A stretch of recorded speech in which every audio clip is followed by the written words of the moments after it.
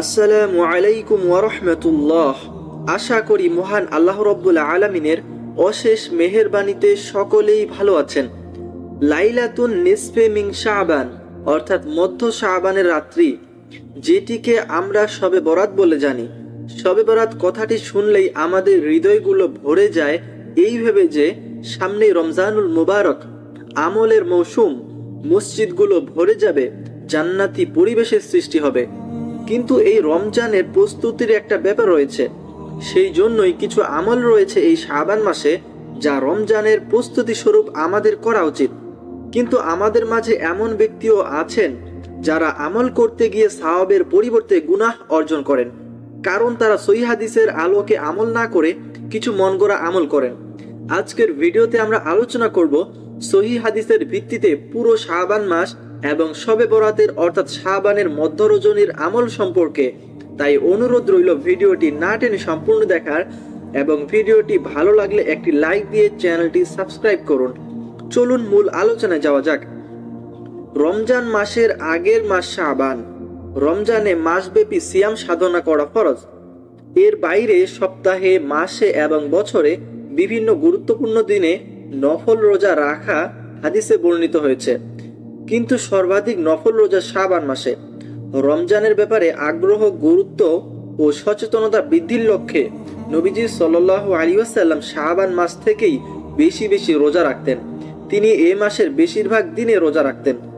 হযরত আয়েশা রাদিয়াল্লাহু তাআলা আনহা থেকে বর্ণিত, তিনি বলেন, আল্লাহ রাসূল সাল্লাল্লাহু আলাইহি ওয়াসাল্লাম একাধারে এত অধিক সাওম পালন করতেন যে আমরা বলাবলি করতাম তিনি আর সাওম পরিত্যাগ করবেন না।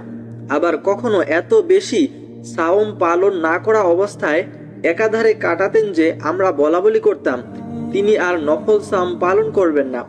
আমি আল্লাহ রাসূল সাল্লাল্লাহু আলাইহি ওয়াসাল্লামকে রমজান ব্যতীত কোনো পুরা মাসের সাওম পালন করতে দেখিনি, এবং শাবান মাসের চেয়ে কোনো মাসে অধিক নফল সাওম করতে দেখিনি। সহিহুল বুখারী 1969।